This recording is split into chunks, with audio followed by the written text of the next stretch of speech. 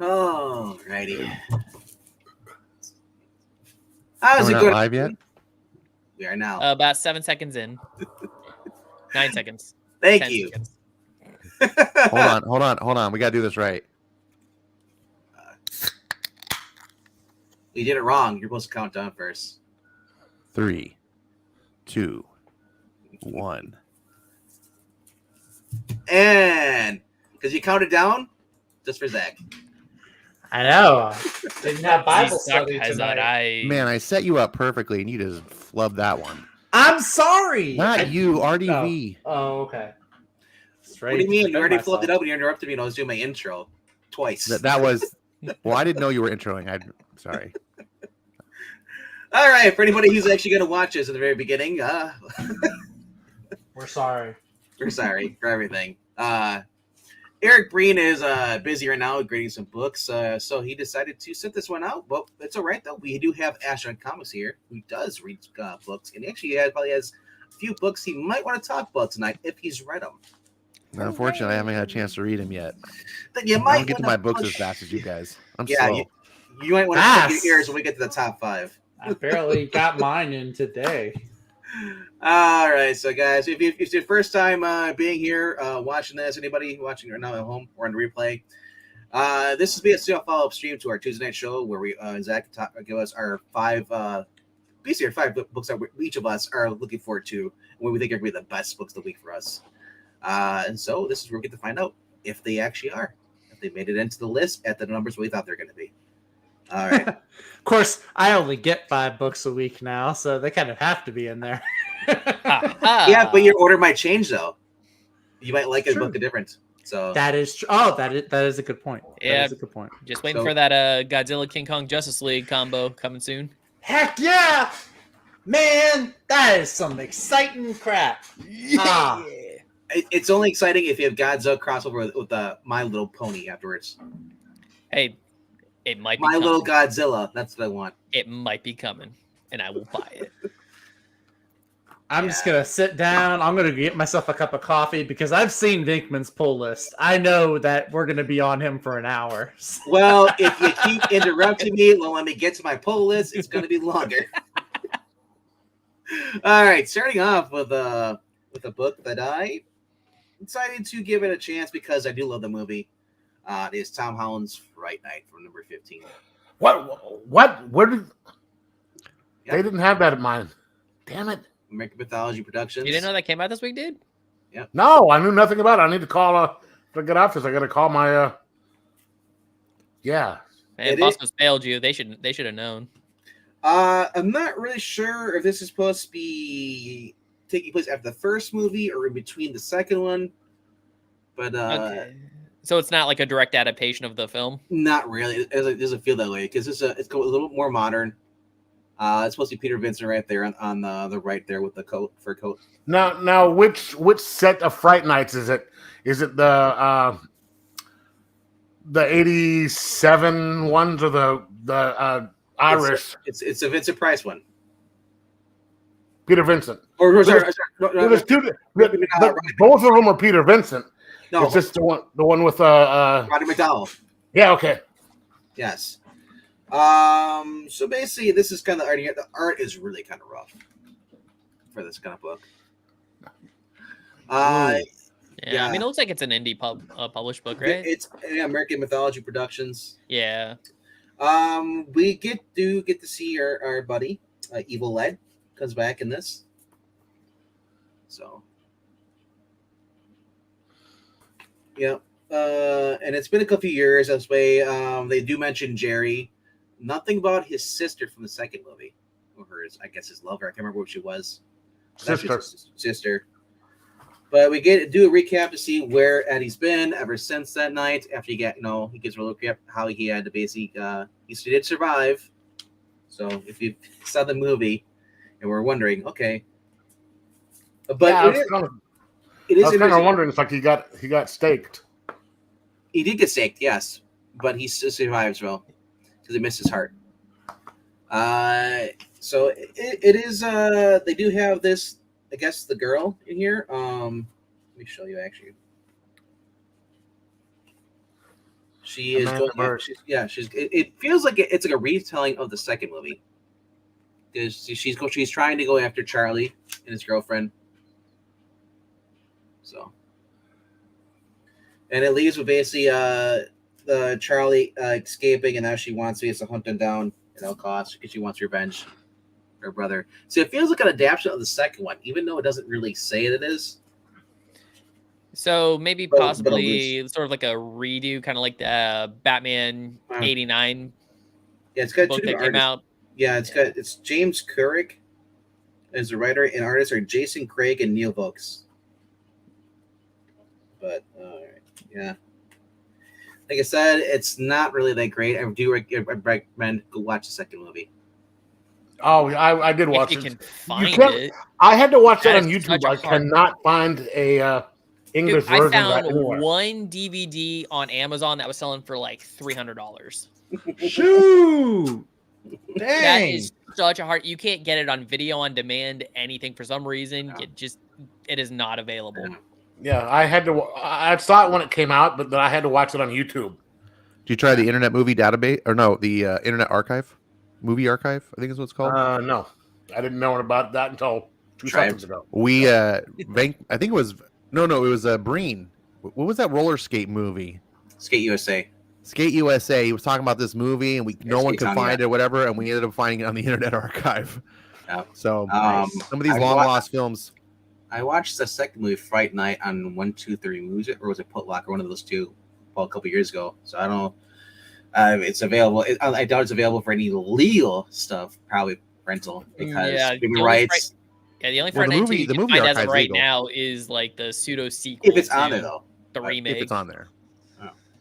I like Yeah, both they had versions Skate of Town, Fright so Night obviously they're legit. So if I'm talking a little quiet because I had a tooth pulled, so I can't talk, because there's the vibrations hurt. Was it a wisdom tooth? Oh, molar. Piece of vibration. Molar. All right, so my number 14. Continuation.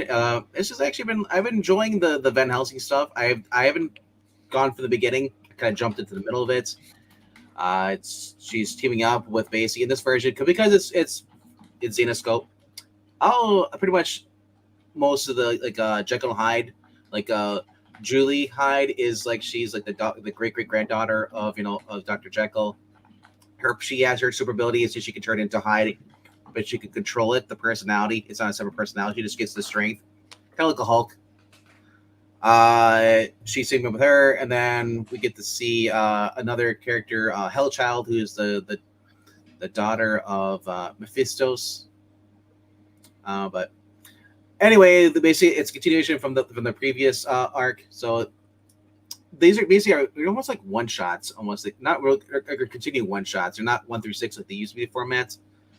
Same with Bell, which came out this week too as well. A lot of the Xenoscopes, which I missed because I used to do the 1 through 6, and then they would do a giant oversized annual, and then that would be the branch out point between both arcs. But for now, they're just doing the 32 pages. And occasionally, you get the 72 page, which will be just a standalone thing of either introducing a new character or just a follow up. But yeah, kind of dull in the writing and the storytelling. Not really much happens in here. More vampires, but other than that, it's just not that great. It is Pat Shand who's writing it. Normally I basically like his stuff, but this one just didn't do it for me. All right, my number 13 this week is the one shot nemesis special, Noctera. It just felt like a waste. It felt like it stretched out 3-page arc. It was not even a full story. Basically, it's just Bill getting in the mind of her younger brother as they're racing True Try to get these devices. They can try to stop or find the cure or whatever, or spread the lights. And it's just it's just stretched out. So definitely not worth it. You're not really missing anything. As I said, it's going to be concluded in the final issue, which is going to be 16, I believe, of Noctera. And then the series is Oh, so over. they're ending the series? Yeah, yep. As far as I know, There's been no announcements of continuing it, but all right. That was 13, right? I said. Yeah. Yeah, 13. Number 12. The only series I actually like by Liefeld with the Deadpool right now. I think Amy Wong is doing the other one, or Alyssa Wong was doing the main one. Yeah, she is, or she was. So this brings back basically, what was that TV? The one with the guy in the Being elements. the TV. What was the big Mojo? fat Mojo? Yeah, the Mojo thing, Mojo verse. Basically, he comes across this new character called Shatterstorm, and she wants to basically hunt. She's tracking down Wade, and he's like he's confused because aren't you supposed to be Shatterstar? He's like, when did you become a girl? You know, and she's just basically she's just a new character. Who basically they grew up admiring Shatterstar, and took his place on on Mojo World, whatever thing. Meanwhile, he's basically a distraction for him because he's trying to basically track down the other giant Deadpool kind of thing. I forget what his name was, but like I said, How these are the books. feet in this? What's that? How are the feet in this? Do they all have good feet? Oh my god! Everybody brings up the feet. Why? Why? Because a lot of people can't draw feet. It's Who funny. gives a That's shit? why. I love the story. I don't care about the feet. There's a lot of people can't draw Wolverine. Does it bother me? No. Bothers me. Frank Miller. But what really matters is, are there a lot of pouches? Yeah. What's the pouch count? I like lots of pouches. 39 per character. There's this one. There's actually one page. All it is pouches stacked on top of each other. It's pouches. And does Well, Are I mean, they it's connected not by a gonna be- chain? I mean, does he's Deadpool debuting have the Couch most Fan, isn't he? ridiculously large, impossible gun? No, Oh, that was Cable in the first. that was Cable more, but yeah. Cable was still. in the first issue. This is issue 2. This is But- this is the second volume of Bad. wait, Blood. why is Bad Blood. Shatterstar a girl? Wait, No, what? so there's, No, Shatterstar is a guy. This is a different. This is who? Oh. That's Shatterstorm. Shatterstorm. where, Gotcha, where you're gotcha, not, sorry. I could have sworn I told you. They said that I was half tuned out. I was sorry. I also kind of heard Shatterstar a little bit. And I said Well, Shatterstorm. he did. He explained the whole thing a second ago before I. Yeah, I Dear made the joke. audience and Yes. RDV, I apologize to you all. Please forgive Yes. me. Wade made the joke. He's like, when did you get gender flipped? You know? Then, okay. Yeah, that's why okay. he's like, you're not. He's like, really, Shatterstorm? He's like, So- he's like, I just can't say it. Shatterstar is supposed to be the name. He's like, she's like, I'm Shatterstorm. He's like, but you're supposed to be a dude. What the heck? She's like, oh, I'm not. That. She's like, just basically someone else admired Shatterstar, that basically wanted to be just like him, grew up, admiring him as and just yeah. So now she has beef with Wade because what other hot chick does not have a beef with him? Wants to kill him. That's Rob Liefeld's thing. Hot chicks trying to kill Wade. All right. sounds like a winner. Yep, number 11. Number 4 of Guardians of the Galaxy by Lansing Kelly. Man, I did like this one. And I know, Zach, I think you dropped this title. Finally getting Rocket Raccoon in here. And it's just, we're finding more and more about, what Rocket's been up to while the Guardians been away.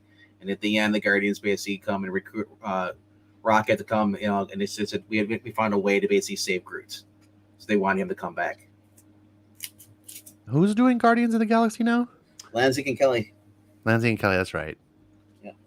It's hard to keep track, man. Marvel switches around creative teams so They often. really It's like do. musical chairs. Lansing and Kelly they're pretty good. I don't think I've read anything that I hated from the two of them.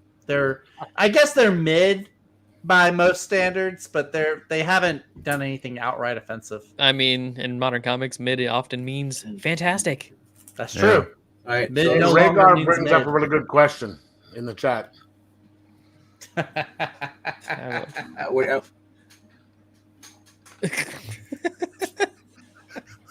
sure, go look up on Rule 34 and let me know how you feel. nasty. Yeah, nasty. she did call him a coward because he was using guns, and then they started using swords. Oh, that was the other thing I was gonna reveal. Robert Liefeld, he did it again.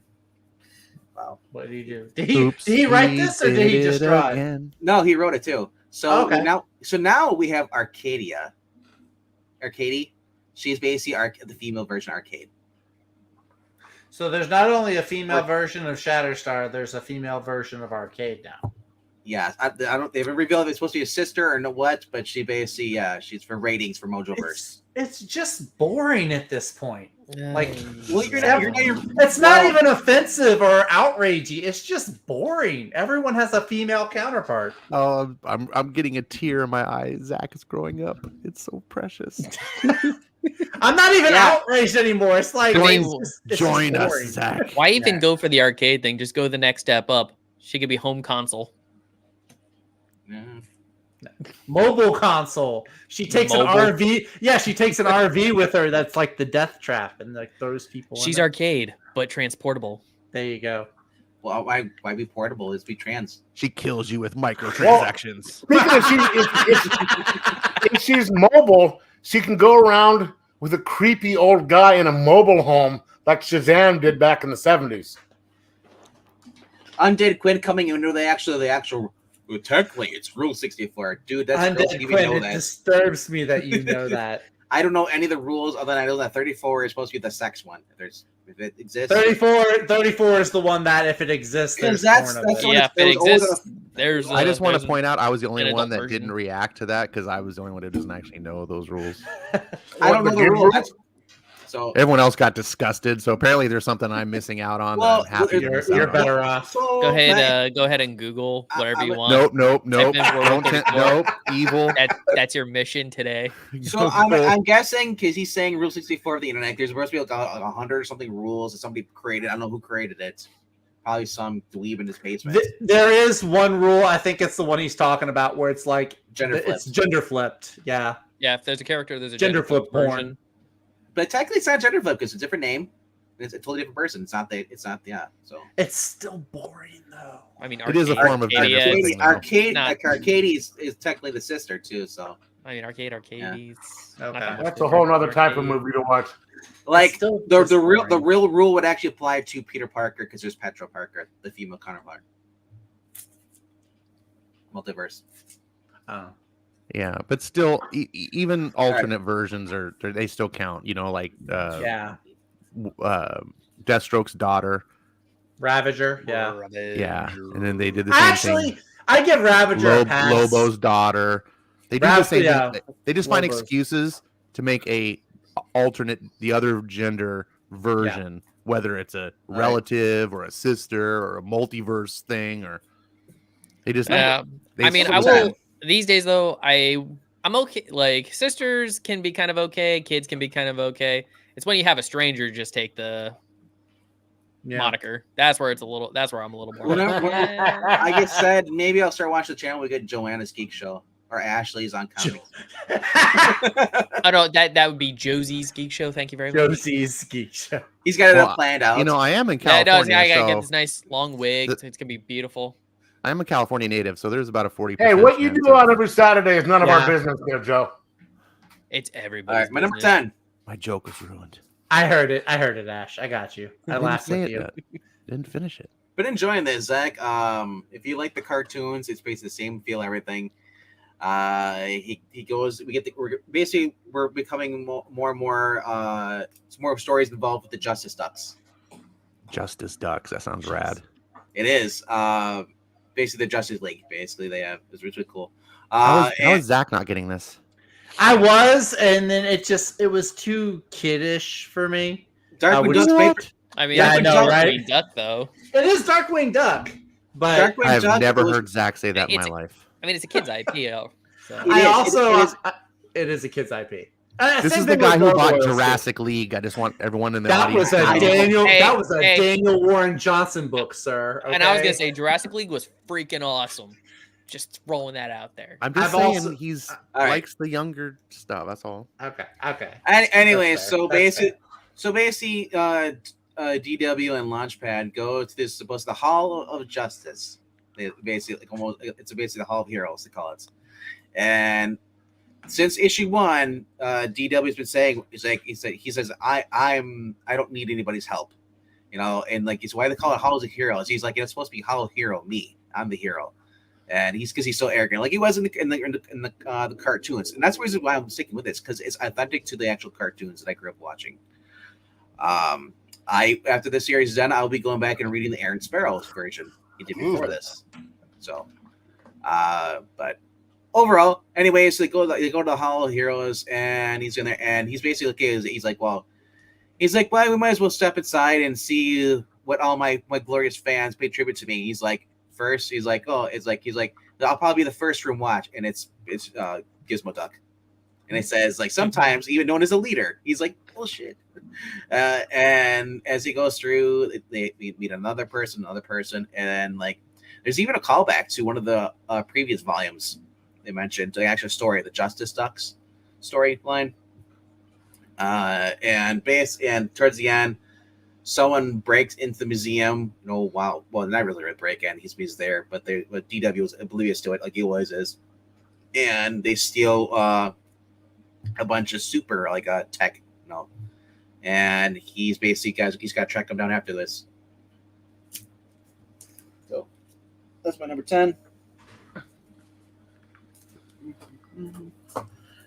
Number 9 is Street Fighter number 2, TMT. It is really weird. Like, a lot of these turtles are kind of, Mikey's the only one that's written in character. Street Fighter characters are written out of character, except for Bison, who's just a crazy lunatic. It basically wants to turn the turtles into his perfect fighting team, which is basically every single Street Fighter plot. He wants to. Street Fighter has a plot. You've never watched? Well, you watched the anime tournament and then tries to take over the world. No, I never watched anime. It's the plot. It's an excuse to get people fighting each other. Well, you're fighting me right now. I'm just saying, like, it was a game that's like, look, we're all going to this championship to see who's the best fighter in the world. So Street Fighter actually has a storyline to it, and also has an anime they released in the 90s. It's called Street Fighter V, and they actually gave it a more of a story than the games ever did. And they changed a little bit. The Street Fighter 2 anime movie is really good, though. Well, it's also known as Street Fighter V. Yes, the Chun-Li fight in there, phenomenal. One of probably the best anime fights I've seen. Especially is that the one where she's fighting? What's his name with the claw hand? Vega. Yes. Yeah. Vega. The scene preceding that fight, though, that is the best scene in the whole movie. You know. So the series is actually, they stretched the movie out and added a little more to it. But yes. Anyway, so I'm trying to find a book I can keep reading with the Turtles. And the fact that Street Fighter, I like both of them, so I'm just going to stick with it and see where it goes. I want to they have Bison working with Stockman.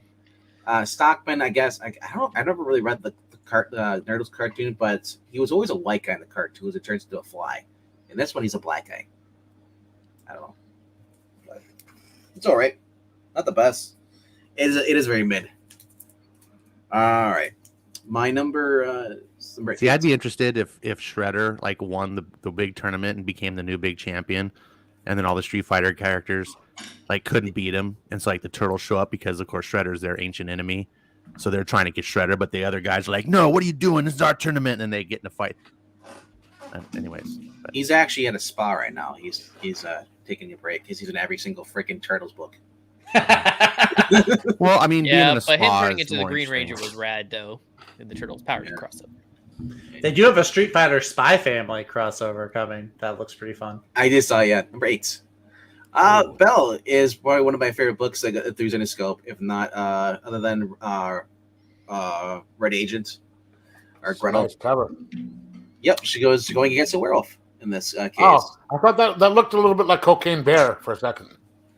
Well, he is a human. And he does turn into a werewolf. He could snort.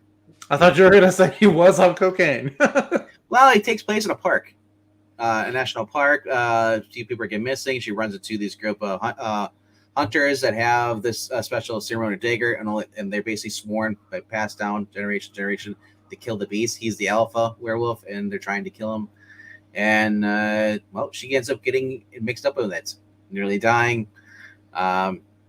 Like I said, if you're looking for the female equivalent, basically we got a Spider-Man, or a quippy character like that, mixed with Batgirl. Is that fun series? Sorry. Just read Rhaegar's comment. We try not to. That's what I was just laughing at. Yeah. I didn't mean to do it out loud. Number 7. I'm curious if this is going to end because I can tell you right now at the end is that we have Bruce Wayne's basically going to be coming back into the storyline. But yeah, the art is okay. I just wish that we could get this better artist actually doing the writing. The writing is done by his wife though, Katrina Collins. I love it when people actually start like, "Oh, this writer sucks," and like it's like and they have no idea that she's actually related to the actual like Sean Gordon Murphy. Can you imagine saying that? Like going up to him at Comic Con and like, "Oh, that Katrina Collins guy sucks as a writer." He's like, "Dude, that's my wife." Oh shit. Yes. I do like that black and white Harley Quinn costume. Actually, it's kind of Batman-esque. Kinda. I don't know. I just like it because it's She different. kind of looks like she belongs in the Royal Flush Gang. Right. Yeah, a little bit. But I'm not very hot on it. Like, so, Yeah. it's understandable. I mean, I don't hate it. The story's gone so like divergent from the normal Batman. Yeah. So obviously, this Harley is way different, but Right.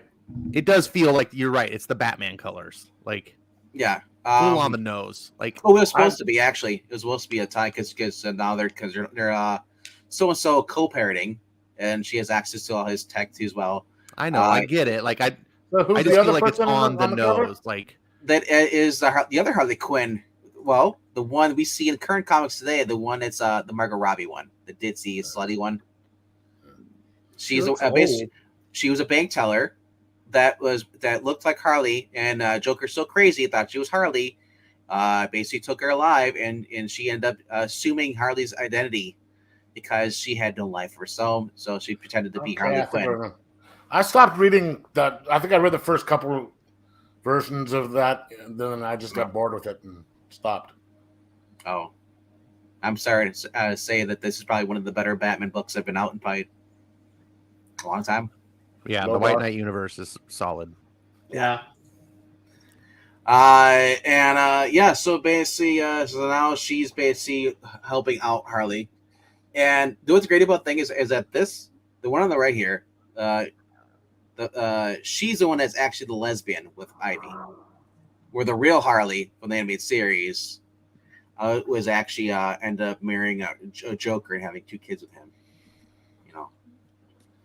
But anyway, fun series. I'm curious to see where it's going to go because we've already seen Wally West, we've seen Diana Prince, we've seen Superman in the last not this issue, but the series before this, the final issue, and we have Jon Stewart working with Diana Prince. They're for the feds, and they're basically hunting down because they want the drive that Joker's conscience is on. And the kids are trying to bring him back to life because they heard that's been done before. So they go to Arkham. And because it's Batman Beyond, the kids run into the Joker gang. So if you ever watch the cartoons, there were Joker worshippers. They called themselves the Jokers. All right.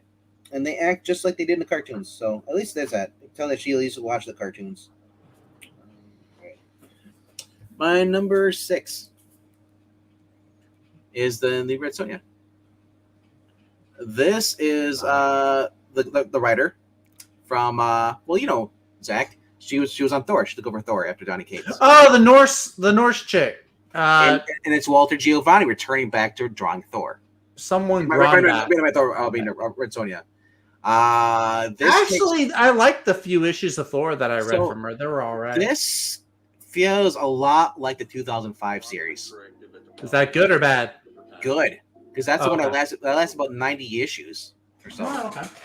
That was the last one when she still had the chastity vow, and it just feels like they're taking the character serious again, and it's great. They actually have good decent interior art in here, Because normally we've been getting a lot of really squirrely looking art, where it's almost like Erica Henderson's taking over everything. Yeah, the art on what was that one with like King Arthur? The So- story was good, but the art was really. So I did get the alternate cover too, cover B as well. It's nice So- too. I like that one. Yeah, I did. I had skulls, man. yeah, That's why I wanted it as skulls. that's cool. But so that is my number. That's my number 6 for this week. Right. My top 5 this week have been some books I've really been enjoying, and I managed to get the variant cover by John Boy Myers for number 5. Nice. It's his Battle Chasers number 11. Ah, you got the one I couldn't. I could have got both. They had both. I got the other one. Yeah, I got the matching partner. Is yours a wraparound? Is it a wraparound cover? I don't. Mine's a wraparound. It might be, but I want to take out the main book here and show off some of the interior arts Okay. on this. So, in case you're wondering what you guys are walking into, it is a little bit manga-esque. Except that it's in color, not black and white. And you read it left to right instead of right to left. So, you have Garrison in here. A lot of if you've read the original series, this is basically number 11, the one that started and through I believe it was through Wildstorm. Yeah. So I am really enjoying this, and then here's actually cover A on the back. I guess the original art they're going for. Nice. Very, very fun series. It's the original writer, but he's not doing the art. Someone else is doing the art for him. But I'd say he's just about as good as the main writer, Joe Maduro. Mm-hmm. And no, it's not a wraparound cover. It's the same cover in the back. Oh, okay. See, mine's a wraparound. So so mine. That's interesting. Okay. That's okay though. I'm happy. I bet you it still connects to it, but It might connect to the other cover you have. it might. Yeah. Mine might, like, if you fold it out and then add yours on the side, like maybe it all connects. Sure. All right. Davis Onowich says his covers reach around. Oh wow! I wonder how that works, Dave. That was a special incentive cover. Is that the Hunter Biden cover? Oh, yeah. They're gonna show that at the next court session. The next. All right. committee. So my number 4, man, it's been a fun series, and it's been fluctuating depending on what books are going out in my week. It is Wood Rebels number 2. That's Fun your series. number 4? Yes, my number 4. Wow. Wow, It got beat three up. books better than that. It got beat up. Well, yeah, there are. One's a Marvel and one's a DC. Wow. Okay. That's because you don't like the cool books, Zach. The cool writers. Who said? All right. Talking So, about Kirkman's a cool writer. Kirkman is a very cool writer. but I'm saying when you say, oh wow, one's a Marvel, one's a DC. You kind of I'm curious what the Marvel one is. You should know. I've been praising it. Okay. Get All right. through So this anyway, we so can Void, do it, yeah. Void Rivals has been Captain a fun Marvel. book. I'm usually not one for space stuff like this, books like this, but this has actually turned out to be really good. Man, this feels like I'm watching like a Transformers, like a cartoon movie, an animated movie. I'm curious to see where they're going to go for this, and the humor's in here, the drama, the comedy. You're almost wondering, is Kirkman going to ship these two characters together as lovers, or are they going to remain friends? You don't know. Is he gonna ship them together because they're in a spaceship? I see what you did there. I think the better question is he going to ship them or is he going to keep them just the sexual chemistry? Right? Is he actually going to put them together or is it going to be the whole... Will they, won't they? Oh, yeah, the whole like, oh, we don't really like each other because we're enemies, but there's that chemistry. Like, the Batman Catwoman thing. Yeah. Well, like I said, I'm not going to spoil any more of this. If you've never read issue 1, do yourself a favor and go read that and then pick us up. I did get to read Void Rivals. It is fun. nice. I liked it. I liked issue 2 more than issue 1. Really? Yeah. All right. Never read it. It is awesome. If you're a Kirkman fan, you'll appreciate it and you'll love it, enjoy it. I'll wait for the trade. There's an R that too. Don't pull a Breen and pass up the issues that might be worth money one day. Yes. We'll see. I'm past the point in my collecting phase where I actually care if comics are worth anything or not. Yeah, you're only in for the speculation market, Joe. Yeah, I agree. I don't do it for the speculation. That's how I like collecting. I like collecting Void Rivals because it's A, good, and B, because it's an ongoing. Yeah, it's I'm so ongoing. sick. Yeah. Like trades are for the miniseries. Yeah, that's my new minis. motto. That's my new motto. Usually, that's the motto. That's my new motto. Is that a song? With mini series, I'm starting to wait for the trades more. There's a few I'll make an exception for, but generally, I'll wait for the trades. My number 3. 3. I'm just kidding. That's a back ad. I was like, that's better than Void Rivals. That I was about to say. What did I sleep on? What did I miss? So, Brian Hill did a book this week for Marvel. Oh, and it's been fun. It's going back to the '90s movie with I still say is the only actor you'll ever make the role better. I know what you're talking about. Yes.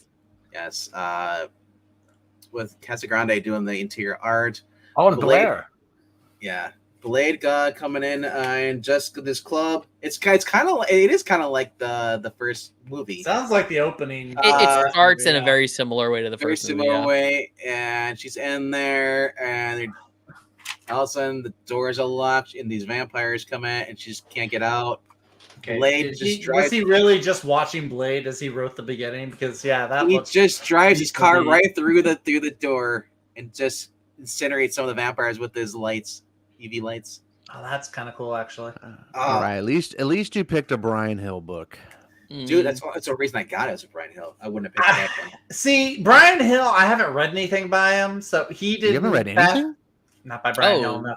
I think his books, man. Brian Hill's a good writer, man. I think he did a Black Panther book fairly recently, like a one shot. No, he did the Brian Edward Hill. Is that? Yeah, but no, he did the what's his name? Killmonger. Okay. Well, see, I was interested in this because I like Casagrande, Elena. I think it's Elena Casagrande. He really is the artist. She has a really cool style. So Blade in this really it's basically the 2000s Blade. Remember those? They basically just sound like Wesley Snipes. Version, which I love. The only successful Blade. The only comic character was made better by the movie. What you didn't like? What about Kirk Sticky Jones? Yeah, he's like, so which one of you, thinks you're the bad guy tonight? Basically, he just takes them out one by one. Oh, and speaking of which, they've got a omnibus coming out, I think in November, starting with Soul Blade. The first appearance, all the way up to a certain point. Wait, in my roadie voice? No. Mark McGrath says the Blade issue was good, but the colors were off. Oh, interesting. It is a little bright. I like what I'm seeing on the camera. I like the colors, but I don't know if it's coming across right. I like the red. I like that scene of the car crash in the nightclub. I thought that was really cool. But here's do they do like the speed motion lines like the after images though? Is that in this issue? Oh, you mean like the Black Widow? And like in Black Widow, yeah. Well, I just like because Blade is. I know technically he can go in the day, but he's off and around in the night. Yeah. And I like when you have like night scenes and there's like bright, like neon lighting and different things like that like to really contrast it. Yeah. I like that look, and it seems like the comic is kind of trying to capture that a little bit. What I'm seeing. Here's another action scene: guy jumping in through the window, skylight. Okay. So yeah, literally, I just in love with this comic, man. It has just been fun. some more I stuff. know one issue, and he's already in the chat saying this is the best Marvel book. I honestly, one issue in, and it feels a lot better than the last issue of Moon Knight. Really? Yeah. Man. Interesting take. You know, I'm also a Blade fan too. I do like Moon Knight, but Moon Knight's not so much with the multiple personalities. The original version of Moon Knight. Yeah, you like the original one more. Yeah, that's true. So here's some more with the glass coming towards him. Oh. So Blade got played. But yeah, like I said, I'm curious to see where this is gonna go. Normally I see Blade and I'm like, oh, it's gonna be Blade. They mention his daughter, but this doesn't mention anything that's going on in the Marvel universe. I love it. Nah, Brian Hill. One thing I like about him, he's a little bit raw as a writer, in my opinion. Yeah. But one thing I like about him is he has a lot of like style. Any of his books, like you can just tell he's got that. I'm not trying to compare him to Quentin Tarantino. Yeah. But like Quentin Tarantino, there's like a style. He understands that it's more than just like a plot and characters. It's also about a feel. And there's certain things that he's into, which makes me kind of a fan of him because he's into like a lot of like the same directors that I'm into in film. So I kind of like he brings that to his books. Like he likes Michael Mann. I don't know if you guys know who Michael Mann is. Yeah, I've heard He of him. directs. He does like a lot of crime, or used to. He's kind of out, but he did a lot of crime movies. Like he did that movie Heat. If anyone's seen the Al Pacino, Robert De Niro film, it's like one of the best crime movies ever. I can't remember if Breen said if he didn't like the new version of Wesley Snipes' Blade, because I know Eric likes the original Tomb of Dracula when he introduces Blade and stuff, the British version. Yeah, So, Eric yes. would of course want like Silver Age Blade. Yeah, but no, he basically has the Snipes attitude. He's very calm, direct, and doesn't lie, and just Breen says that Hill very politely and diplomatically said he was going to completely ignore recent Blade comics.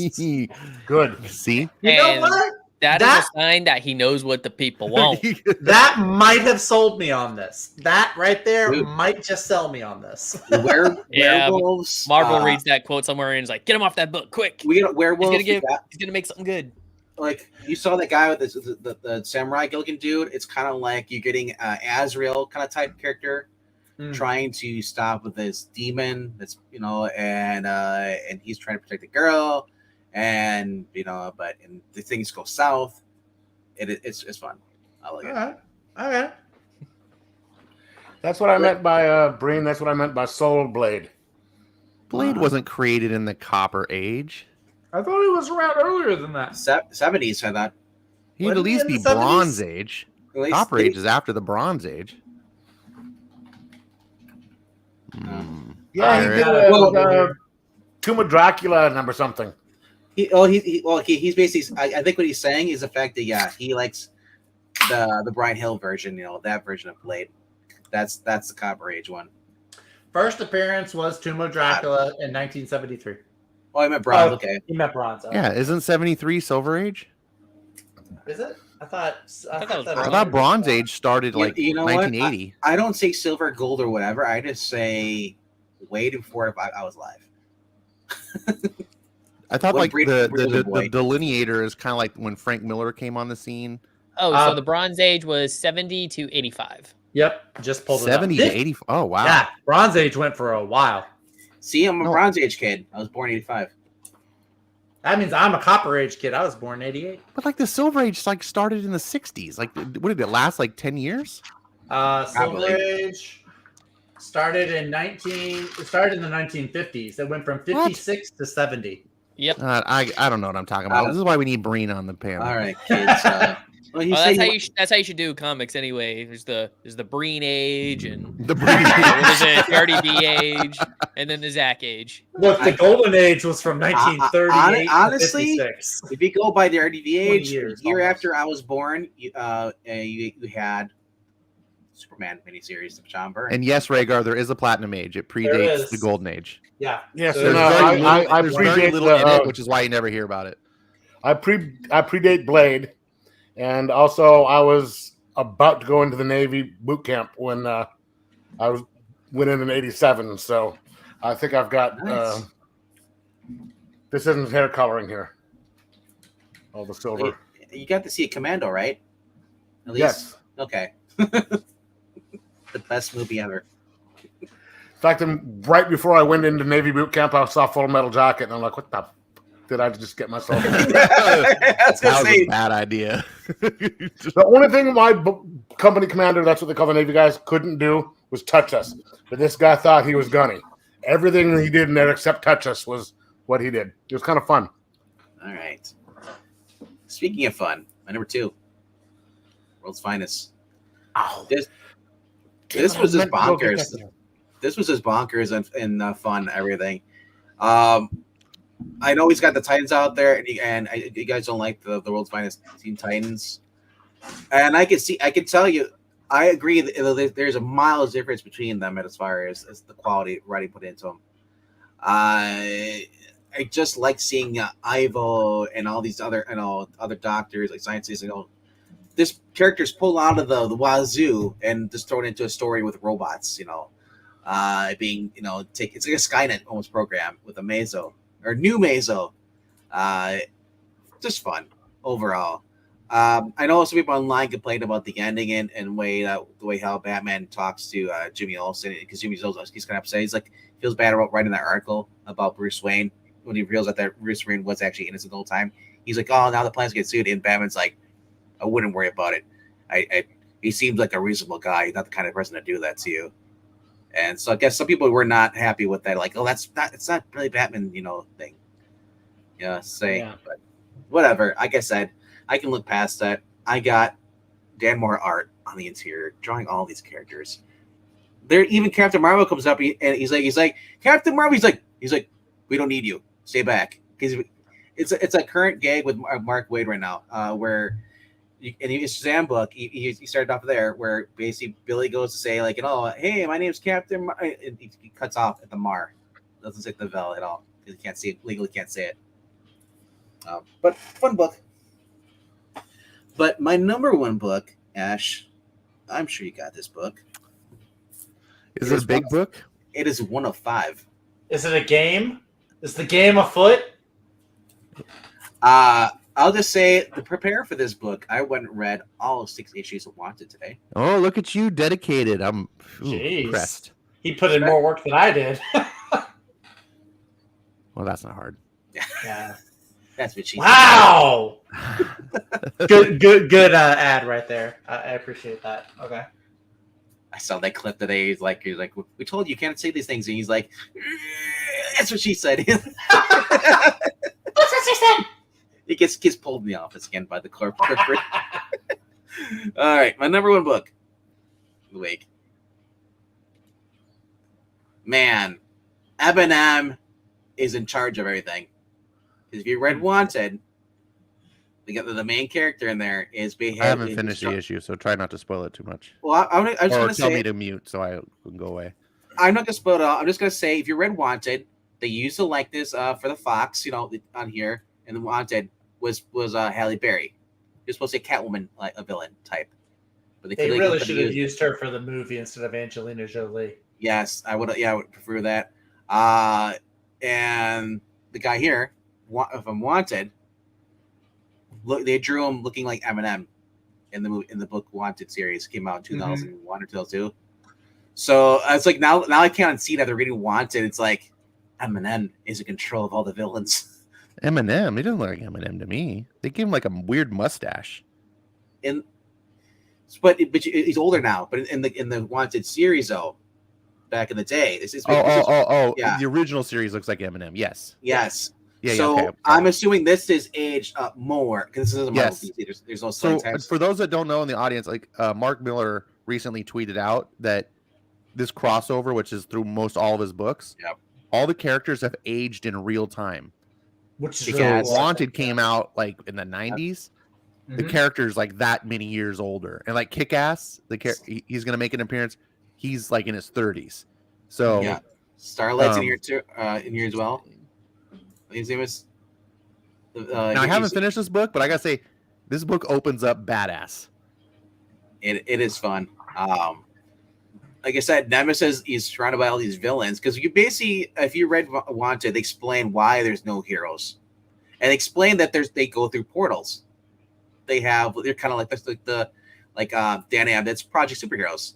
They have different worlds they go into, and the steel stuff. Like they went to they got a kryptonite condom from this Avengers looking tower because it was supposed to be a gift for another one of the 5 pillars, the villains. Because basically when they kill all the heroes in the Wanted series, explain that they each of them took a continent, and then there's this one guy, he's upset because he got Australia and he wants everything else. Where you have a Lex Luthor kind of type character who controls America, fun series. Man, I kept thinking though as I left because I'm thinking as I read Wanted today, I'm like, I watched a movie with Chris Pratt getting his face smashed with the keyboard, and I gotta say that's still better than reading the comic book. I didn't know it was Chris Pratt when I saw the movie. I mean, this is before he was big, but I remember seeing Wanted in theaters. Yeah, he was really new. Yeah. So when you go back and watch again, he's like, "What?" But now, RDV, did you catch what was happening in the beginning of the book? I've read this early in the morning, and I've been on pain pills all day. It was, well, that's fair enough. Yeah, that's fair. There's a major thing that happens on page 1 of the Nemesis? book of the big game. So if you remember how, because this is a sequel to Wanted, but it picks up right where what's his Nemesis, the new Nemesis series left off. Yes. Reloaded, yeah. And in Nemesis Reloaded, spoiler alert, close your ears if you don't want to be spoiled by Nemesis. At the end of Nemesis, it's revealed that we're living in the world and we don't believe that there's superheroes because the villains won and they killed the heroes. And you see in this museum piece, they don't say it because of copyright infringement, but it's basically, you get it. It's Superman's cape. Yeah. They call him the big guy. Yeah. And they beat him. And you're like, oh, damn. This book picks up and they're on the Justice League watchtower and they just have killed Batman. Yep. Yes. We got your guy with the magic. Yeah. They don't say it, but then they don't say Green Lantern. They say we got your guy with the magic ring as he came out of the teleporter. Right. They literally says, and this is taking place in 1986. Yeah. So what's the matter, old friend? Can't get your breath? It's like all that training, all those push-ups. It isn't much good against a little napalm. So the premises of this Millerverse that Miller's putting together here is that this is our world, and we read comics about Batman and Superman and stuff because they're sort of in our psyche, but because the villains won and they pulled off their scheme and wiped it from our memories, that we only believe they exist as comic book characters, not as real. It's really cool. That's the whole thing about Nemesis, this big reveal. I love that opening. So you said a lot of people, I guess, do not like Mark Millar's Wanted, just like they don't like The Boys by Garth Ennis. I've been noticing there's a lot of idiots who do too, say oh, it's just disgusting, just like they don't like Nemesis. It's like, well, why write a book if you don't like heroes? I'm like, that's not the whole reason the book. Read The Boys all the way through. Read Nemesis all the way through. No, so last time we had talked, you hadn't read Nemesis yet. You'd only seen the movie. What was your impression about the comics now that you've read them? I think you mean Wanted. Sorry, Wanted. Yes, thank you. Wanted. Yeah. I still like Wanted for certain scenes. I'm not saying you can't like one or the other. I'm just but the comic book, I do appreciate everything they put into the effort, and I didn't realize that Wanted was basically the thing that started it all. Yeah. So when they said alternate Earths, I'm like, no course, because I open the page is it's like you need to read this. So your little comment, from him, he's like, that Mark Millar posted, this is the sequel to Wanted. So I was like, shit, if you haven't read Wanted, you're not going to understand a lot of things. But they do give you a recap, but there's a lot of stuff that's little Easter eggs and things you're not going to notice. Yeah, I really like the comic book series, and a lot of people didn't give it a shot because they either heard the Wanted movies were bad or they didn't like the Wanted movie or whatever, and they just moved on. I liked the movie well enough. It was all right. So I enjoyed when it it came too. out. But I think the comic book is, in my opinion, the comic book's Kick-Ass. I love that Kick-Ass gets a little spot in here, and he does mention, he's like, "Oh, I love how I was the first superhero, and like now there's a nightclub, and all these other Mark Millar projects out there." He's like, I feel like he talks about ambassadors. He's like, "I wanted to be ambassadors. I should be on there. I'm the first superhero." But he's too humble. He won't ask. He's like, it feels wrong. It's like, no. Yeah. And Pepe Larraz's art is really, really nice. Yeah, it really is. So there's no reason not to pick this book up. I don't think there really isn't. And the best part, none of the variants cost more than the main cover. You know how like DC and Marvel, some of the variants will be more, like $1 or $2 more. This is the same. It's a flat $4.99 across all the issues, all the different covers. Morgan Freeman was the main guy in this, and then Angelina Jolie was Fox. The book starts off. Yeah. The book starts off the same way as his father is killed. He's in the office, but instead of being in the office for like as long as he gets the movie, they quickly get him out of there, and he's quickly learning. He becomes a villain. Like the movie, he's kind of like still a heroish kind of like. In this, he's like a straight up villain. Like he's raping, shooting people, and like it's just like what the heck? Because he's like, there's no consequence. Because why? Because the villains sweep it under the rug. Everybody's afraid of the villains. The villains run everything. It's like the Skrulls, Secret Invasion. But dude, check it out. Super excited about this, finishing this issue. Yeah, and we'll be talking more about it on Ash on Comics next Monday with Zach. Rhaegar says, yes, we will be talking about it on Monday, and our boy Zach will be taking third chair. And yes, we will be talking about this in detail. So read ahead, so you're not spoiled. And Rhaegar says, "Is this a Cape Sucks book?" No, I haven't finished it, but I don't think Millar's like that. I don't think he's a Cape Sucks kind of guy. No, he's not. His nemesis would be a cape, just a bad cape. Yeah. So I don't think so. Also, yeah, because he just had Nightclub and Ambassadors, which are both Cape books. They're both like hero Cape books. So yeah. He just likes to he likes to put a spin on the superhero books and tell a like darker side. Mm-hmm. Where like Marvel and DC have historically been like the good side of comics and the good guys always prevail and stuff. Mark's got a little bit like edgier style. Like sometimes he's like, sometimes the bad guys win, and sometimes it's like when the superheroes win, it's not pretty and a lot of people die. It's like Invincible, his casualties.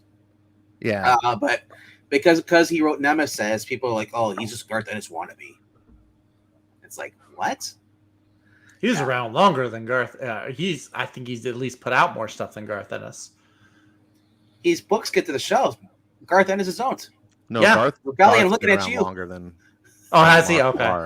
Well, Mark Millar, he had a really good 2-hour interview I was watching, listening to. Like they're talking about like all the movies and stuff that he does for Netflix now. Really, really cool interview. Actually. All right. So who wants to go next? Casey, do you want to go next, or? Yeah, sure. I could go. All right. I'm just going to show everything I got. There's only a few. 1, 2, 3, 4, 5, 6, 7. So I'll show the two I liked the least in the top 5, and then a couple of other things that I picked up. Sure. But Superman Night Terrors, that was the only reason I got this was I went in Tuesday, and there's no DC that I wanted. So I just picked this up because I need something to...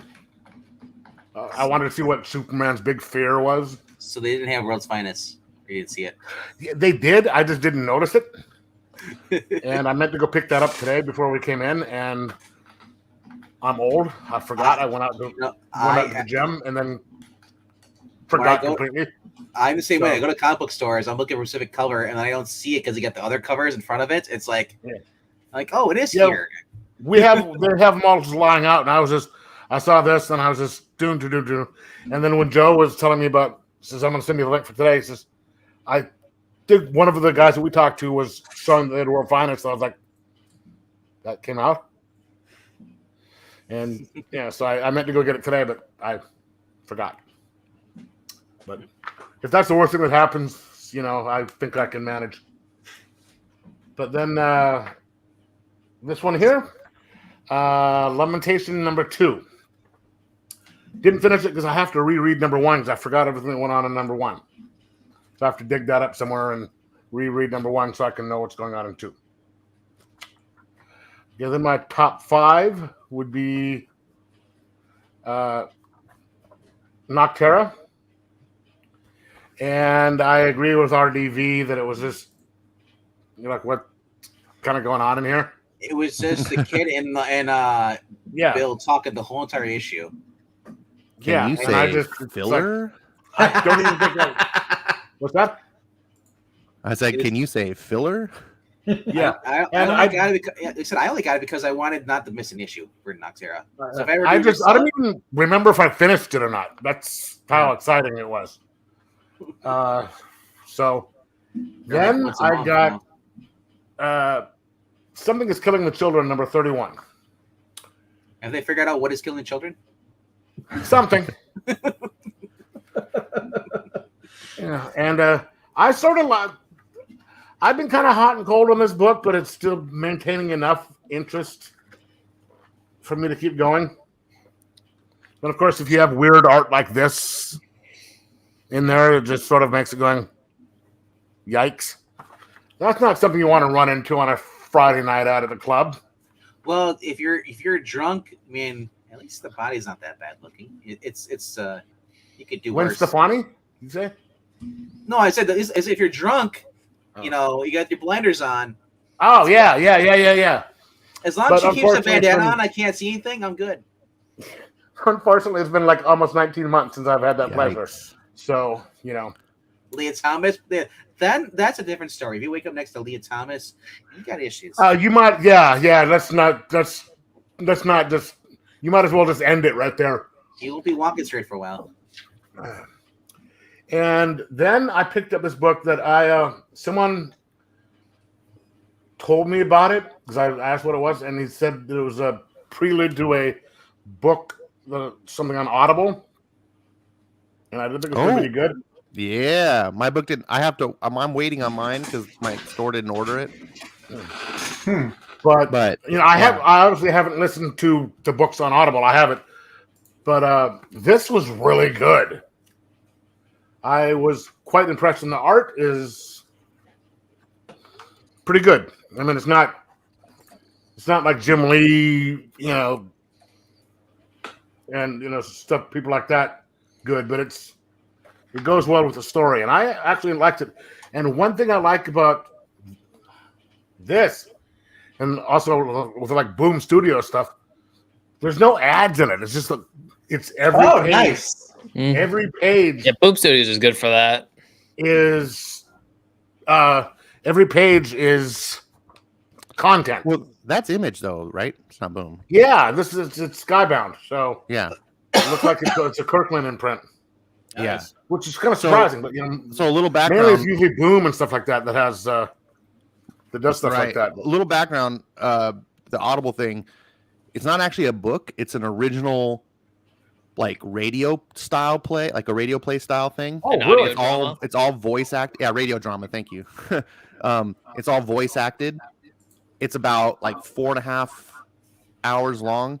It's not super long, and it's an original production created by, I think his name's Travis Beacham, which was one of the main writers of the Walking Dead show. Yeah, because if you look right here, it says Travis Beacham. Yeah, and then also I guess he wrote Pacific Rim as one of his big things for geeks like me. I love Pacific Rim, so that's what got me kind of like, oh, okay. And then I saw the comic book, and I was like, okay, well, now you're coming into the world of comics too. Like, I got to get it. And apparently, that book is a prequel to the radio play, which that's what this says. Yeah, is launching a second season anytime now. So if anyone's curious about it, they pick up the book or whatever. If you have Audible, it seems like a no-brainer. And of course, once they said vampires, I'm like, okay, you had me at vampires. And so that post-apocalyptic vampires. What's that? Post-apocalyptic vampires. Yes. Even which better. Leads me nicely into my number 2 for the week, Mr. Brooks. I really did enjoy this book. It is my Blade. It's very well done. I agree with RDV. When you actually put a writer on there, and he doesn't have to add all that stupid nonsense that people put in there, you can just do the basic what we wanted, the '90s Blade. Wesley Snipes. Yes. Like that's perfection. Why mess with it? Yes. And but it's only issue 1 though, so I hope. Hopefully there's Marvel in there. I had this discussion with Joe and another guy, a friend. Marvel will come out strong with the number 1, and then by issue 4 or 5, and it's just like, what happened? Yep, just the de-evolution. Like they get you in with a nice hook, and then a lot of time straight down. Not going to.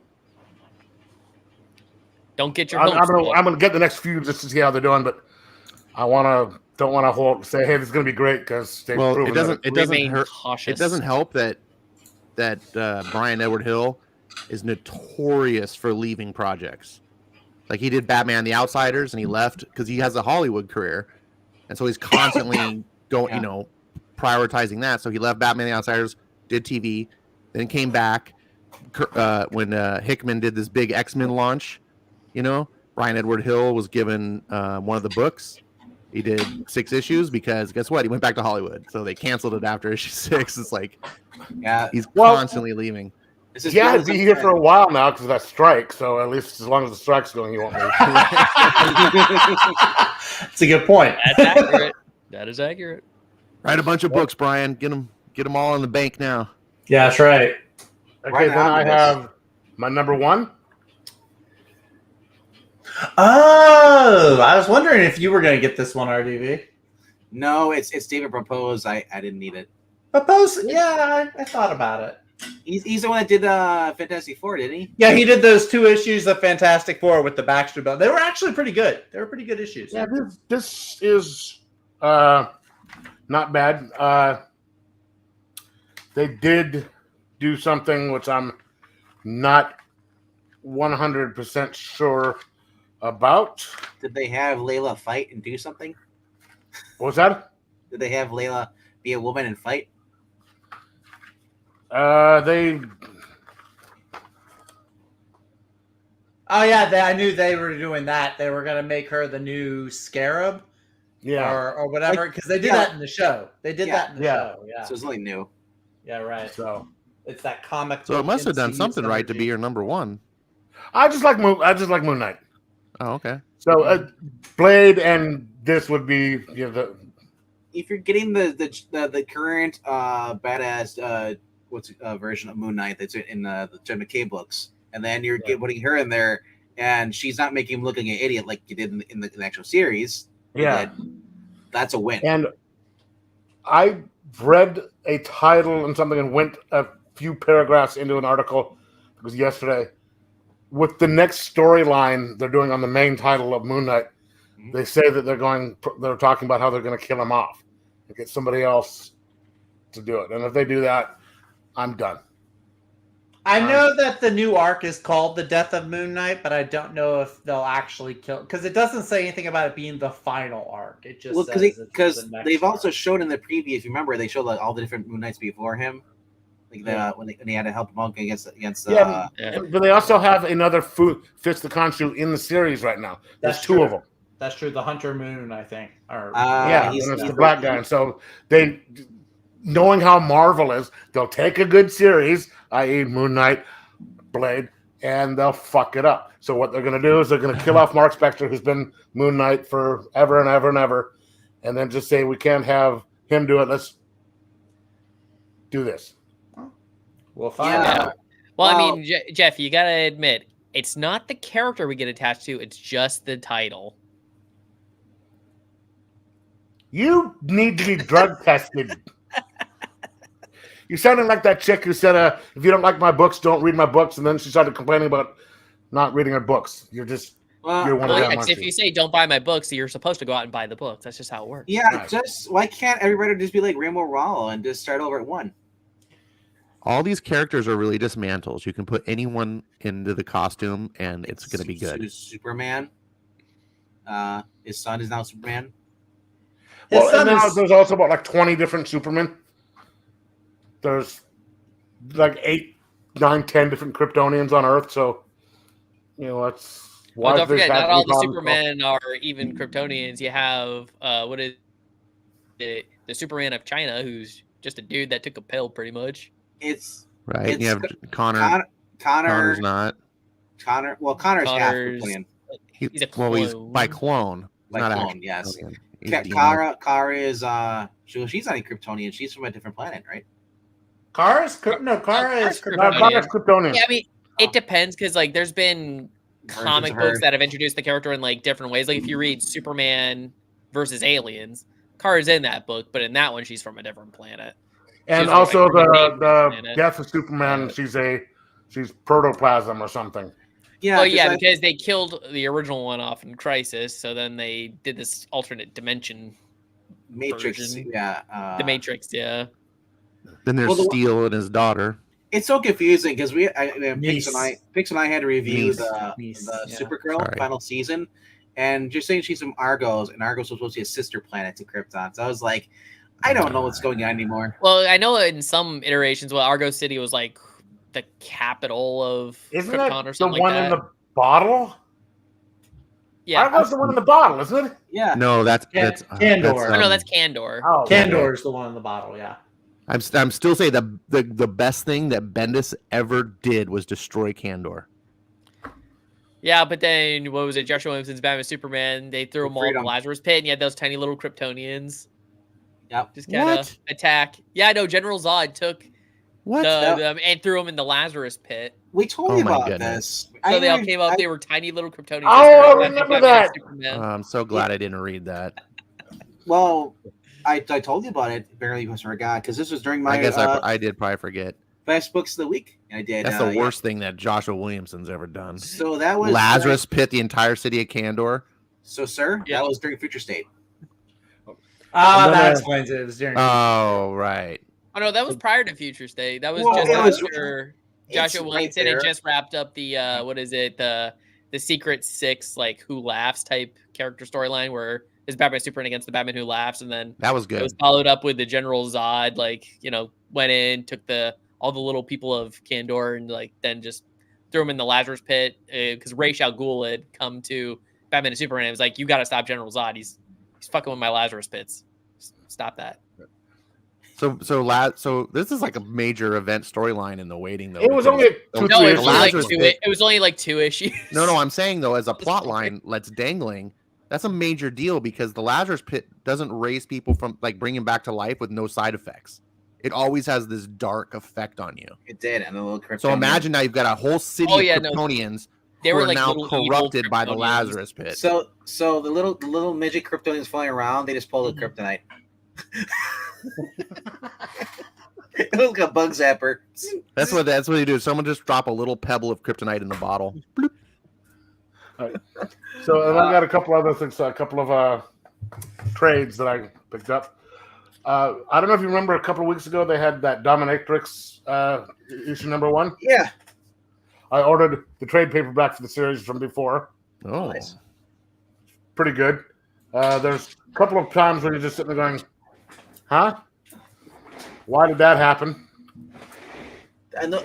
There's a lot of times I buy books just for the cheesecake, and then I find out the story is kind of like that. I'm like, at least the cheesecake's good, though. Yeah. This had some great cheesecake. It's from the Cheesecake Factory? Yeah. Huh? Various flavors? Yes. Is that like the Cheesecake Factory? It's got various flavors of cheesecake. But, the art's pretty good, but there's just a couple points where you're sitting there going, what? Why'd they do that? But, that's not really the point, I guess. It's just enjoying the view. And I can't believe I went in by you. I went in. Sorry. Oh, sorry. I was going to ask you. You're in Alaska, right? Yeah. That's why you got 30 days of sun right now. Well, actually, you can see. It's about 6:23 right now, and it's still bright as day out. It's going to be 10, 11 o'clock tonight before the sun goes down. Like I said, And then it rises again at like 1 a.m.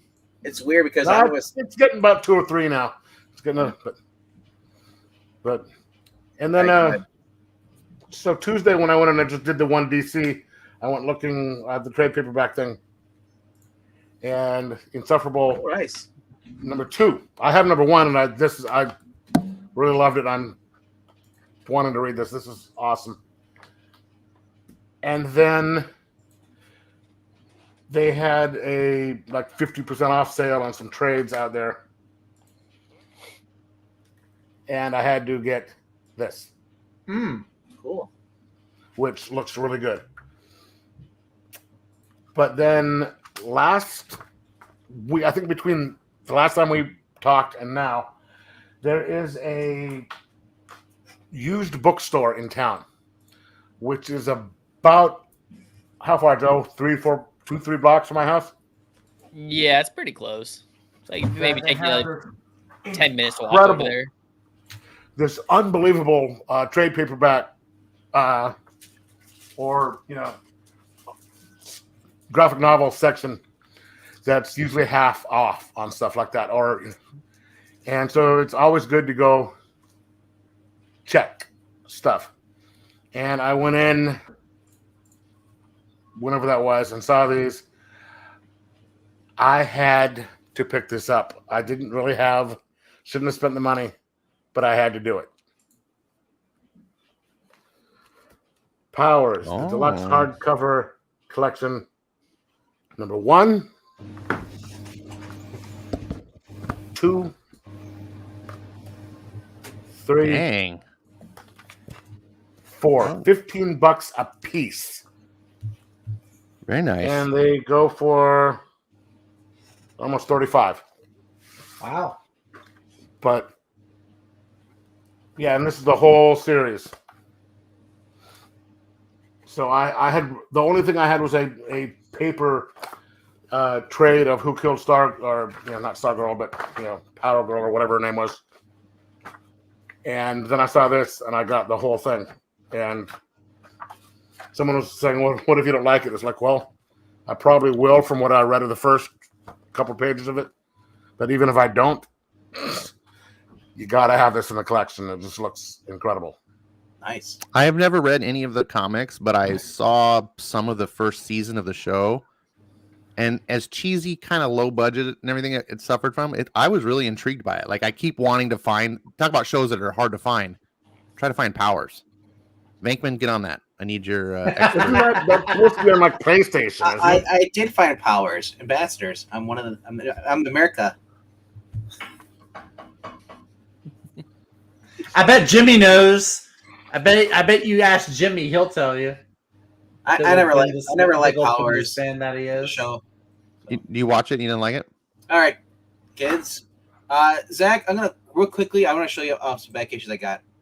Okay, I was gonna say let Ash go ahead before me. Nah, it's all good. The only thing you need to know is that Void Rivals is awesome, and I'm sure Big Game is. I just hadn't finished it. So I got this. This is The Walking Dead 7. This is the issue came out this week. So I consider it a back issue. It's in color. Then we go the facsimile of the week, where the Gods issue 1. Excited to read this. Ooh, George nice. Perez. Nice. Cynthia Martin. So, but then because it was just there and it said, "You want this," and I did. Very nice. That's a nice cover. Yeah. So J.G. Jones. So a couple weeks ago on E's auction on I Love Comics, I picked up. You probably saw these. And then here's the other ones, 45 to 46. Wow. Well, I was at my shop the other day, and I was like, oh, this is kind of cool. Like, they actually have something that's new. It's 43 to 46 in one giant book. So. Oh, that would be nice. Yep. All right, but not only that, as I was going through, and I was like, I just couldn't pass this up for less than $15. That's what's up. It's the hardcover. Man, thinking about that is like I'm just thinking about right now how like modern comic fans like bitch about having to wait a month between issues. And I'm just like, imagine having to wait like every week for like 3 to 6 panels. And be like, now I gotta wait another week. In a newspaper that right. could get damaged or something. Yeah. So they had that, and well, they had the third volume. Oops. That was the first volume. This is the third volume. Dang, man, you went to town. Jeez Louise. My gosh. They're hardcovers, man. How can I pass these up? They are sweet looking hardcovers, man. Yeah. I like So how what they're in does the Red coffee Kryptonite table do? format too. Does red what? Does what? Red Kryptonite. That makes him basically turns him into Superboy Connor Kent in the 90s. Doesn't arrogant, doesn't give a shit about anything. Comes up, yeah. It just makes him apathetic. Yeah. So Superman 3? In a way, like I mean, some Somewhat, yeah. some iterations of Red Kryptonite have like turned him evil. You know, some make him apathetic, and it varies. Makes him like Peter Parker in Spider-Man 3. Yeah. Doing an emo dance? Symbiote Spider-Man, yeah. So yeah, I'm gonna actually gonna be reading through these in the next couple weeks, and I'm probably gonna send more to the auction. I love comics, so maybe I watch these. Finally, I can listen to Vinkman talk about something that's not post-crisis Superman. This leads into post-crisis. Yeah, 30 years later. All right, Joe, you had 2 books. Yeah, I just got 2, but Zach can go first. No, go for it, to man. keep the new comic thing. You sure? Yeah, go for it. Oh yeah. I mean, not singles or anything like that, but this past week, these came in the mail. Finally, it is the Flash Volume 18, The Search for Barry Allen from Jeremy Adams' run of the Flash, and this was a really good, volume because you had like different things. Because during the search for Barry Allen and whatnot, you had cool concepts like what is it, the Flash Batman kind of character, which was really dope. And then you got sort of like a tease coming up for the 1 minute war during the the whole like Mad Max portion of the story. Oh yeah, there's a better shot of the Flash Batman dude. Yeah, Red Death. Yeah, I think it was Red Death. Yeah. No, Red Death was the Dark Multiverse one where that's Barry's body or merged with Barry's body. Is that Rebirth? Oh, he's Night Flash. Okay, Night Flash. Okay, Night Flash. The crossover event. The kids they come across him. It's supposed to be Barry Allen as the Flash or as Batman. Yeah, and this is a really cool book, and of course I got it off in stock trade. So retail $24.99. I paid $10.79. I gotta say that is one of the most frightening ideas that they've ever come up with. Is Barry Allen. Think of like Batman's brutality, but the Flash's speed. Yes. Ooh. Yeah. Don't let Joe see that last one that's down there. Definitely true. Let's see, and then the other one I picked up also from In Stock Trades. And I've been wanting to read it for a while. Finally decided to cave in. The Ultimate Spider-Man Omnibus Volume number 1. Wow. Nice. Wow. Oh yeah. I'm almost halfway through. Cause I can't put this down. Like, this is such a good, I used to actually, the Ultimate Spider-Man was the first comic book series that I would go back to monthly to pick up as a kid. I was like maybe 12 years old at the time. Started around issue number 22, which was like the Return of the Green Goblin storyline. And I just like hooked into it hard, and I stuck into it from issue 22 through about, I want to say 64, and then I fell off of it. Just because I think like life stuff happened, and when I was getting my comics monthly at that time, I was still a minor, and occasionally mom would just be like, "Nope, it's not in the budget this month to get comics," and I'll I put just back fell my so far behind. Oreos. Huh? Put back my Oreos. Oh yeah, and what is it? And of course, I got through the past the Kingpin storyline, and I don't know if you had ever read that one, which has I posted it, which had like some of the greatest like Spider-Man jokes I had ever seen. It was the one where he's talking about how big Kingpin is, where he's like, "You are so fat that when you cut yourself shaving, marshmallow fluff comes out." You're so fat that your high school yearbook photo was taken from a helicopter. There was one that was better than that, though. What was the last one you said? Oh yeah, you're so fat that when you get on a scale, it says 1 at a time. What is it? If you were a truck, you would have a wide load sign, and when you back up, we can hear a beeping sound. Friggin'. I mean, that's just like peak Brian Michael Bendis back when, he was really good.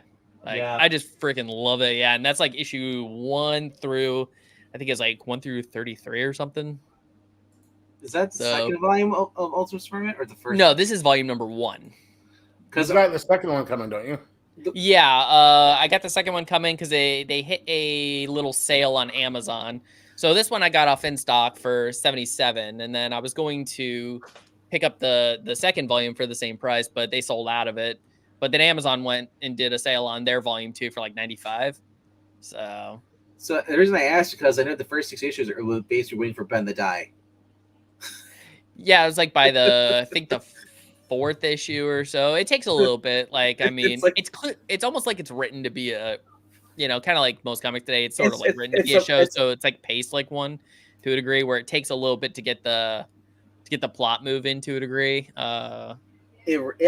Amazing Spider-Man is pretty much that. The Andrew Garfield is pretty much that Ultimate Spider-Man run. Yeah, more or less. But yeah, I mean, I really enjoyed it. I've been reading the heck out of it.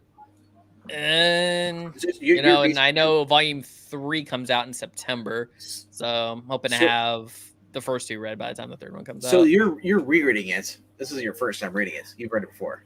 Well, I've read some, like I said, when I started collecting it, I started at issue number 22. So, and then I did, when I was a kid, I got the volume 1 trade paperback, which was just like the first 6 issues of the story. But then like pretty much everything else in between, because by the time I started reading it, it was already 2 years past when it started. So I couldn't like backtrack and get some of those comics because they were a bit out of my price range. Like, especially those like first 6 ones, like the first one was like over $100 and the other ones were like, $40-$50, like going up to I remember when this was coming out, I would just caught up from the Amazing Spider-Man. I was reading the CD-ROM, so I read all of them. I was caught up to the current. I was like, and my friend's like, "Oh, I really love this." I'm like, "Modern, kill me, cell phones." It's like, so then I started reading it. I was like, well, "This isn't that bad."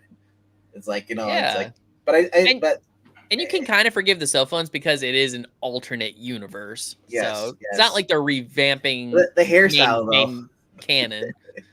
I mean, some of the jokes obviously are very dated and stuff like that, and there are times where you're just like, does Bendis even know how kids talk? I mean, I'm not really sure. the bullies, Liz Allen, and then just everything. Yeah, like I said, I like the whole thing from base, but I do like the Miles part better. Yeah, and then I will say Bendis definitely did one thing in his Spider-Man run that nobody thought was possible. He made a better Clone Saga. Yep. Wait, I'm with you on the other every bit except for the I didn't think it was possible. Okay, yeah, that's true too. Well, like, I mean, Clone Saga wasn't that good. Well, I mean, I say that because there were people who think, who say Clone Saga was so bad, there's no way you could make anything good out of it. There we go. Right? Okay, yeah, I was gonna say he did the impossible. He made Clone Saga actually good. Yeah. Okay. It was weird though. The Ben Reilly was a scientist. He wasn't nothing to do with connected to Peter whatsoever. Oh yeah, I mean, Bendis' reinvention on pretty much all the characters, like including Venom, was it's I remember different. playing the But it Ultimate worked for the Spider-Man. universe that it was. It worked for the universe it was in, and I'm hoping at some point I want to try to also like get the Spider-Mans and then go back and get like was it the X-Men Omnibus and then the Ultimates. I have Ultimates 2. I don't have Ultimates 1. And then I have the little itty bitty Ultimates 3 that came out. I have Ultimates 1 Volume 1, but that's it. So back then, Bendis tried to get Kitty Pryde to be lesbian because no, he didn't.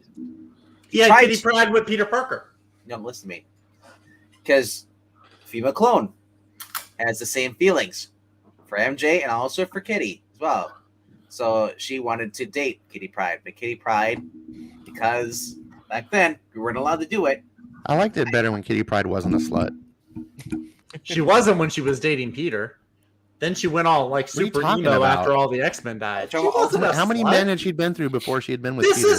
This is Ultimate Kitty Pryde. This is not the same Kitty Pryde as the one in Claremont's run. Ultimate Kitty Pryde likes Peter just like the 616 likes a bunch of Peters. Pietor. She likes a bunch of Peters. Yeah, she liked Pietor, and then she thought Pietor died, so then she liked that guy from Excalibur whose name was also Peter. And then she also did she date Star-Lord? She was engaged. She was engaged. She falls for anyone named Peter. And then Bendis got me all excited because like they were going to get married, and then Marvel editorial stepped in and said, "No, we got to break them up." So I was bummed. One of the few good modern Marvel editorial decisions. Wow, I've never heard you say that Bendis got you excited. Hey, old school Bendis can get people excited. There was a time where people rushed to get his books. It did exist at one point in history. It is possible. There was a time when people rushed to get Tom King books too. That was just saying. I'm just saying. But Tom King's he didn't last quite as long. No, that's true. He did not. Bendis' heyday lasted years. So Tom King's still going. Would I rather have Spider-Man right now than Dan Slott? Bendis. I would trust Bendis with Spider-Man more than I would trust Dan Slott. I'd rather have Tom Taylor on Spider-Man than Dan. I would rather have Alyssa Wong on Spider-Man. So Tom Taylor has been on Spider-Man before. Friendly Neighborhood Spider-Man. Oh, was he? Oh, okay. 2018 run, I think it was. A little tie-in. Yeah, it wasn't great though. I have the Mark Millar Spider-Man with the Dotson's art. That's been pretty fun. It's pretty so far. It's pretty sad to think that Spider-Man is in such a shape that you can pretty much name. I would rather have anyone on Spider-Man. Yeah. Let's go. And Zeb Wells. Yeah. JMS. I feel like if from now on, just for his shtick, he should do this every character he touches. So Bendis, whenever he gets a new character, they realize secret identity. Feel like your shtick, just mess up everything, the whole continuity, till you say no more Bendis, you're not allowed to do anymore. He wouldn't tell him, he just does in the book, release it. Because the editors don't look, and they're not going to mess with him because he's Bendis. He's powerful. Oh yeah, like I was pretty sure that was like one of his stipulations going to DC. It was they're not allowed to shoot down his ideas or something like that. That's just like when you get like an author who's really famous, they can't have him edited anymore. Say like Stephen King or someone like that. So their books went from being like this to this, and they're saying the same stuff over and over and over again in the book, and he's like, dude, editing. Yep. All right, Joe, was that you're done now? Yeah, I said to this week. I'm out. It's time for the ratings. I'm not the ratings. Y'all need to save the best for last. It's pretty short. So, all right. So I mentioned this the other day. I'm starting to challenge myself to limit my comic books. I'm only going to spend $20. I got this book right here. That's it. Budgets are real. Budgeting is very real. So $20 a week on comics. That is my goal. That's why I only have 6. Do I have 6? Yeah, 6. At one point I was like 75. No, I have 7 because there was one book in there from last week that I didn't pick up. So I kind of cheated. I spent 24. So anyway. I hope 3 of them are Groot, right? No. No. Yeah. But no, so first issue I got here, this actually came out, I believe it was this week. It might have been last week, though. This is one I've been reading from Ablaze Comics. This is the Mighty Barbarians. They've been doing these really cool homage covers to, like, classic comic book teams. I think this is one is like an Avengers homage. This has been really fun. It's these different barbarians and wizards from different dimensions that Morgan Le Fay brings together to fight against a dark force that wants to wipe out everything, yada, yada, yada. It's actually really fun, though. The characters are really cool. There's a lot of fun action. There's like a shapeshifter that turns into a giant bear. There's a Viking girl with an axe. It's just a lot of really cool sword and sorcery fun. Recommend this one. It's a lot of fun. The art's pretty good, too. The art's pretty awesome. This is number 6. This is Battle Chasers. This is number 11. This is the other John Boy Myers cover. And actually, and I'll show the back of it. Good old John Boy. You see, even on the back, it's got the other main characters in here. Although none of them appear in this issue. It's all pretty much Garrison and Scarlet. Yep. More Garrison. But really good. It kind of darker than I thought it was going to go. It's got me curious for issue number 12 to see what direction they go in. Well, to be fair, we still don't have it to the girl's father. Yeah, we still don't know. So, well, yeah, there's that. But just like what happens in this issue is enough to. Well, yeah, we're learning more about Garrison and everything's past. So. Yeah, right. So we see how much of a badass that he is, which I really liked. So then coming in at number 5, you thought I dropped this, Guardians of the Galaxy. No, I couldn't do that with my boy Rocket on here. Nah. I almost dropped it, and I was like Rocket's on here, and I picked it up. Damn it. Yeah, I was able to make it work. This is I think one of the better issues so far. Yeah. It's not the rest of the Guardians on here. It's really just a Rocket story. Yep. And how he becomes like this protector of a colony, like a sheriff, and just kind of doing like this introspect into like how his life has been without Groot and the rest of the Guardians around. I actually found it is very almost James Gunn-esque, and like that kind of introspection into his life and like how sad he is before he meets the Guardians and everything. Dude, Groot, so I really liked it. There's this giant cannon he built, and it's basically built on railroad the tracks on his planet, and he basically it's a safe haven. And there's constantly these Groot like a fireball comets that keep coming down, and he has to keep shooting them down. So he built himself a robot. He calls and it says I am. And it just Groot. He calls it Groot, even though it's not Groot, because he's coping, man. He's trying to, and he's riding on his shoulder too and everything. Yeah. It's so. Number 4 we got on here. We got Void Rivals. This is issue number 2. Good story. I like the build up that it does. It kind of does a little explaining on why these two alien tribes are at war with each other, even though there's a lot of similarities there. I really dug it. I like the ending of it, how it ends, like going forward. It's not just, okay, these two were on an asteroid and then they go back home. Like, no, it's going to be a more long-term story than that. So I really enjoyed that. The art in here is really, really good. It's a really good sci-fi story. If you want a good sci-fi story, I highly recommend Void Rivals. Number 3, man, Vigil number 3. The Vigil has been just kicking butt. I've been liking this a lot. This issue was really cool. It was so there's this government liaison that gets assigned to the Vigil team, and so half of the book is her doing an assessment of the team, which is like a kind of negative because it's like these guys that have superpowers and they don't answer directly to anyone overhead. So she's kind of talking negatively about that. But then on the flip side, you find out that a member of the Vigil is actually doing an assessment of her. And the way that they go about that is really interesting. It's really cool storytelling. It's like this mirror storytelling.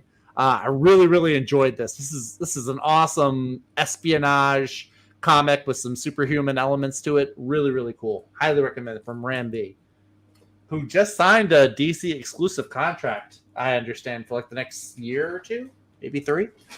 So, yeah, really, really good stuff. Wait, do you know if that exclusive is 100% exclusive or you can still do indie stuff? I just saw exclusive on the headline. I didn't have time to read the full article. I just saw that DC only or something like that. Right. Ram V signed an exclusive contract with DC. I think it's through 2025. All right. Well, hopefully, I don't hopefully know it how allows that him to do affects his indie indie. stuff, but I hope so. I like a lot of his indie stuff that I've read, but I also like a lot of his DC stuff that I've read too. So it's like a win-win for me. well, he's a good writer. I think Yeah. his indie stuff is much better than his.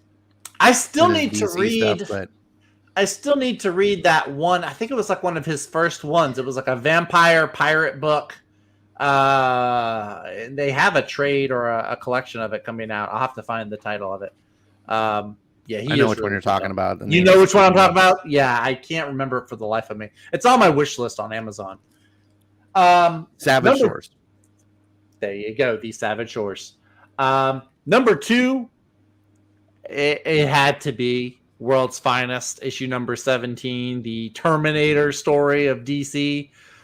This was really cool. I like how at times Mark Waid wrote it as more of a Justice League story than strictly a Batman Superman story. I did appreciate all those little appearances and cameos by other characters. Really, really fun. I gotta say, I didn't really care for this story arc so much with the first issue or two. It took a little bit for him to win me over with the Metamorpho and Simon Stagg elements. But elements. I didn't even mean to do that. But yeah, really, really good stuff. I'm looking forward to issue number 18. Dan Moore's art, as always, is just like pure eye candy. It is amazing. Is The Savage Shores starring Fred Savage and his brothers, Randy Savage and No. Corey Savage? No. Ooh, yeah. Awesome. And finally, I got big game number 5. I got the Jay Lee. I could get the variant because it was the same price as the cover A. I dig that. So I did read this. I did not read Wanted. I did not read Prodigy or the one he did with the sci-fi guy. The Prodigy you really need to know it, but I'll say this though, read Wanted. It'll do yourself a favor. There's a lot more. I'm going to read it at some point. But my point that I'm making here, though, is I didn't read most of the. I did read Ambassadors. I have read Kick-Ass. So you do get more out of those appearances if you've read the stories. But stuff like Wanted, things like that. If you haven't read them, it doesn't really alienate you. You can still get something out of this. But yeah, really, really good setup issue. I actually was really disappointed when I got to the end. I was like not disappointed, but I was bummed. I was like, oh, that's it? I wanted more. Like it actually made me want more. Which if a comic book does that, it's a good thing. So I can't wait until Monday because I want to know what that giant thing that basically the Prodigy. Your Prodigy found. Yeah. With the dinosaurs and then the other skeletons around it, the giant head. I want to know what that's from. Don't spoil me because Ash might not have read that. Big giant head. William Shatner from Third Rock from the Sun. Yeah, but I am looking forward to talking more about this in depth on Monday.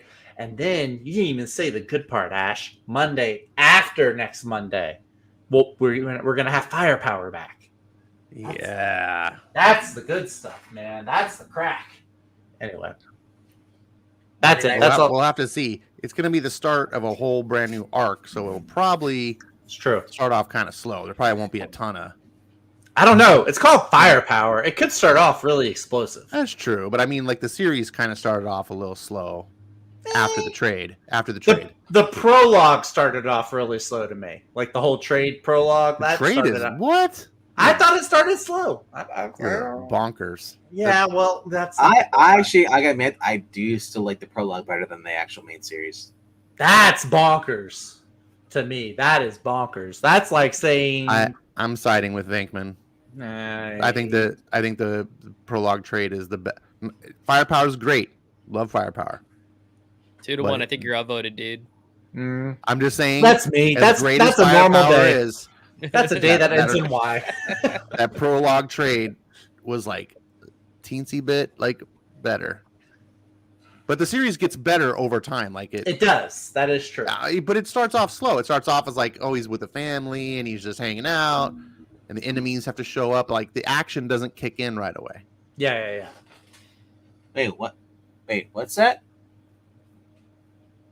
What? What Yeah. what the hell is he doing here? It's now 3-1, jackass. Oh, Go away, frog. Nobody. Hey, This is someone should get an apple for that. human time. You don't need your kind here, frog. oh, That's what I told your mother last night. oh, man! I didn't realize you were such a hater of animals, Zach. I'm calling. I PETA. love animals in my oven or on my plate. Oh, In your oven. Some girls say that. No, like cooking. Do you oh, use an oven? figures You know you'd how want to eat frogs because you like white meat. Frogs aren't white meat. Are they considered white meat? Yeah, Oh, I didn't know that. mammals What? are red meat. I No. think- Oh wait, is it? yes, mammals Pork? are red meat. But Pork pork is is not called the the other other white white meat. Yes, it's Oh. that's marketing slogan. It's red meat. Oh, okay. Wow. Sorry, white meat is better for your heart. So Racist. that's the facts. That is the science that says white meat is better for your heart. Mm-hmm. I don't make the I know facts, some though. people in Germany that were fond of science too. I'm just saying. Yeah, I know some people at pharmaceutical companies that are fond of. I don't science. understand it either. He doesn't like animals. He do definitely doesn't like- like the frog. Frog legs are delicious. I highly recommend everyone try them at least once. Speaking of delicious, I have to bow out because That's I- right. I accidentally scheduled at a conflicting time to bring back Storytime Live. I'm gonna go stream Storytime the Live reading- is back. the reading of a Yes, comic. So we will be ending this right now. So if you guys would like to help out the channel, there's a couple ways you can do it. If you've already done so, well, you guys already are doing one of the ways, staying here and watching us, listen to us, ramble on about things that we like. The two ways to subscribe. If you haven't done so, click the like button. And also leave a comment down below. And if you want to get more involved with the channel, if you donate at least $1, you can choose the next reading or retrospective on the channel. And you guys, hope to see you over on Ashon Comics is the other channel. It's the only channel we can say that we like. It's called AOC. The only acceptable AOC. Good night, I guys. like how Marania watches the whole show, and then when she does finally comment, it's to get that stinking Moon Knight song stuck in my head. Every time I wake up, then I start to break up. all right, I will hopefully see some of you guys soon. Yep. All right. Yeah, have a good one. Good night, everybody. Have a good night.